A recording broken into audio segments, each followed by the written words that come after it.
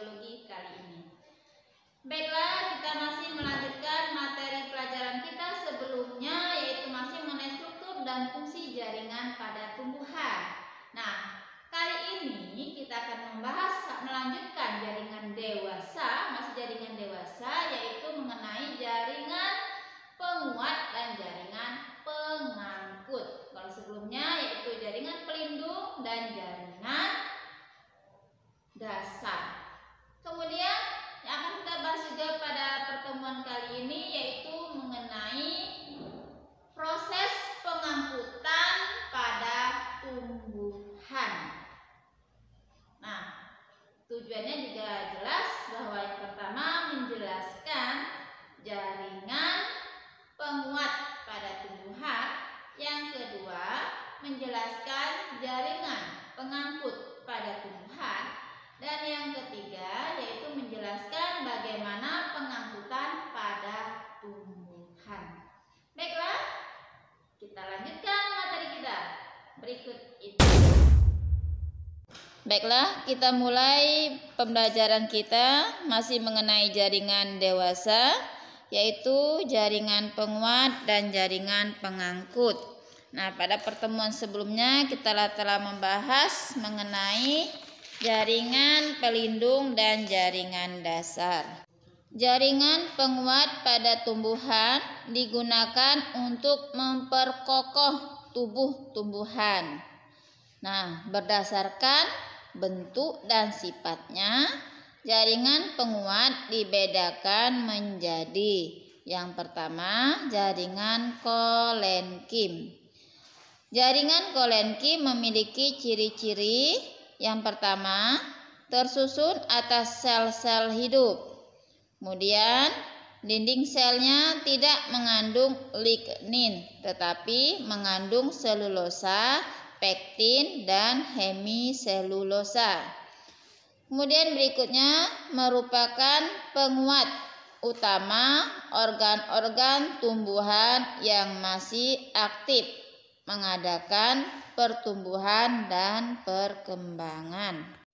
Berdasarkan letak dan bentuk penebalannya, kolenkim dibedakan menjadi 3 macam, yaitu 1. Kolenkim angular atau kolenkim sudut adalah penebalan dinding pada sudut sel dan memanjang mengikuti sumbu sel.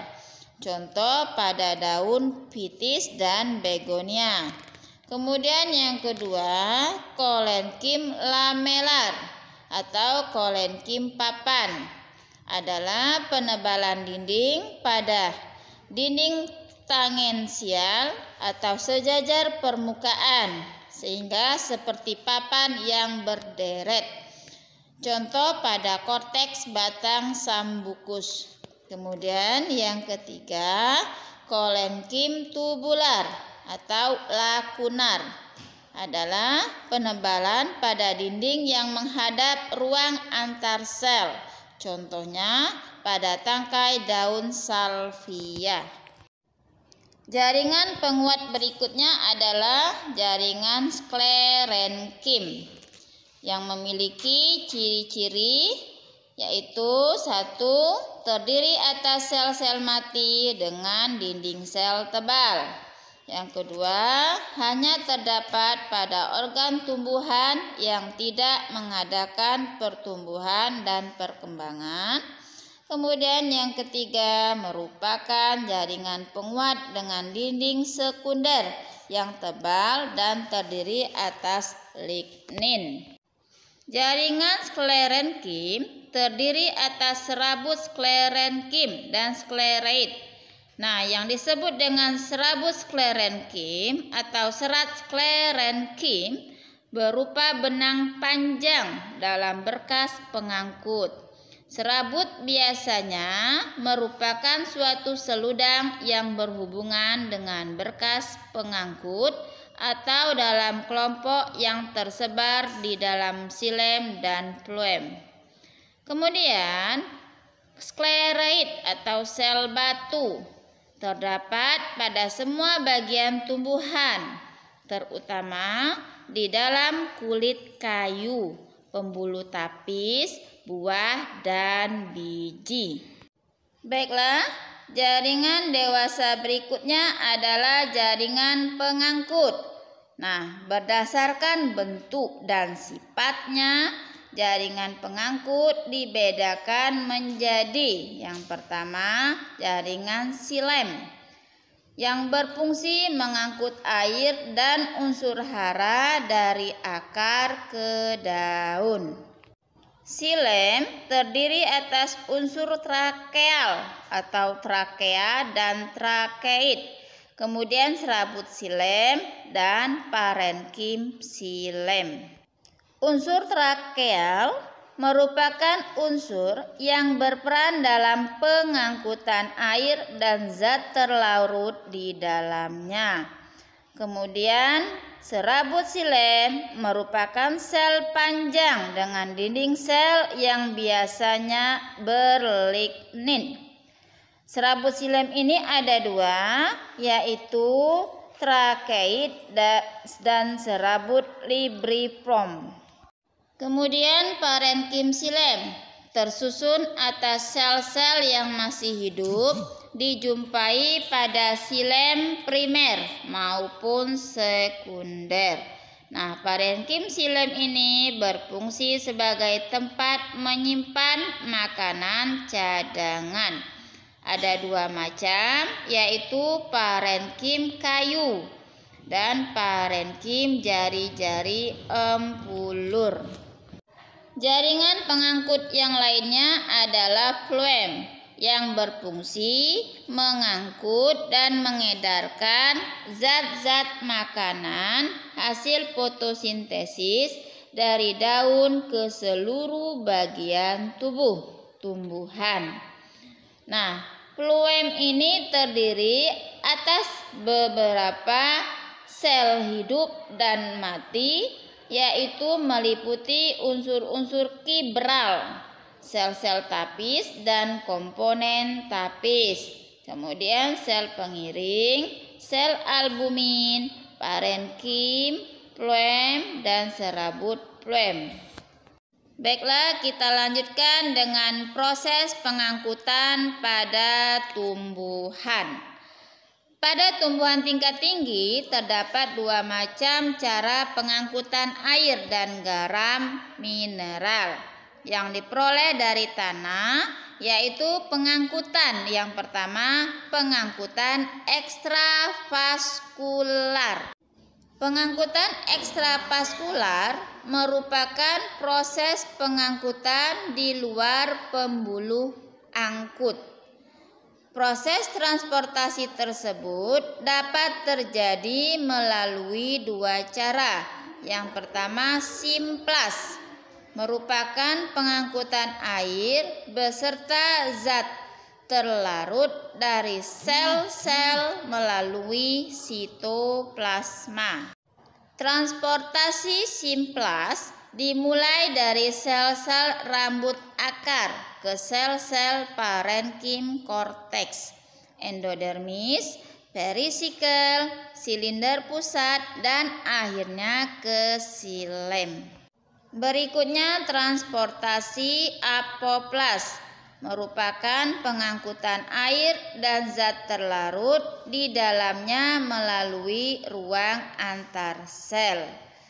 Air dari tanah diserap akar melalui proses difusi dan transportasi. Selanjutnya, air akan melewati ruang-ruang antar sel. Namun, transportasi apoplas tidak dapat melewati endodermis karena terhalang pita Kaspari. Air yang menuju endodermis ditranspor secara simplas melalui sel peresap. Berikutnya, proses pengangkutan intravaskular merupakan proses pengangkutan zat melalui berkas pembuluh atau silem atau pembuluh tapis atau floem. Proses pengangkutan secara intravaskular pada pembuluh silem sebagai berikut: silem akar, kemudian silem batang, kemudian silem tangkai daun, kemudian silem tulang daun, dan mesopil. Adapun beberapa teori tentang pengangkutan air dan mineral dari tanah ke dalam tubuh tumbuhan oleh silem dijelaskan sebagai berikut. Yang pertama, teori Dickson-Joly menyatakan bahwa naiknya air ke atas karena tarikan dari atas, yaitu ketika daun melakukan transpirasi. Kemudian menurut teori tekanan akar menyatakan bahwa air dan mineral naik ke atas karena adanya tekanan akar. Kemudian yang ketiga, teori vital menyatakan bahwa perjalanan air dari akar menuju daun dapat berlangsung karena adanya sel-sel hidup seperti sel parenkim dan jari-jari empulur di sekitar silem. Singkatnya, air dari tanah dapat mencapai batang dan daun karena adanya: 1. Daya tekan akar, daya kapilaritas silem, dan daya hisap daun. Demikian pembahasan kita pada kali ini. Mudah-mudahan semuanya paham. Dan untuk mengetahui apakah benar kalian paham materi yang telah Ibu sampaikan, kalian jawab pertanyaan dari Ibu. Yang pertama adalah tuliskan ciri-ciri jaringan kolenkim. Ya. Yang kedua, tuliskan ciri-ciri jaringan sklerenkim. Kemudian yang ketiga, yaitu apa perbedaan antara silem dan fluem. Dan yang keempat, yaitu bagaimana pengangkutan simplas dan apoplas, apa perbedaan kedua transportasi ini.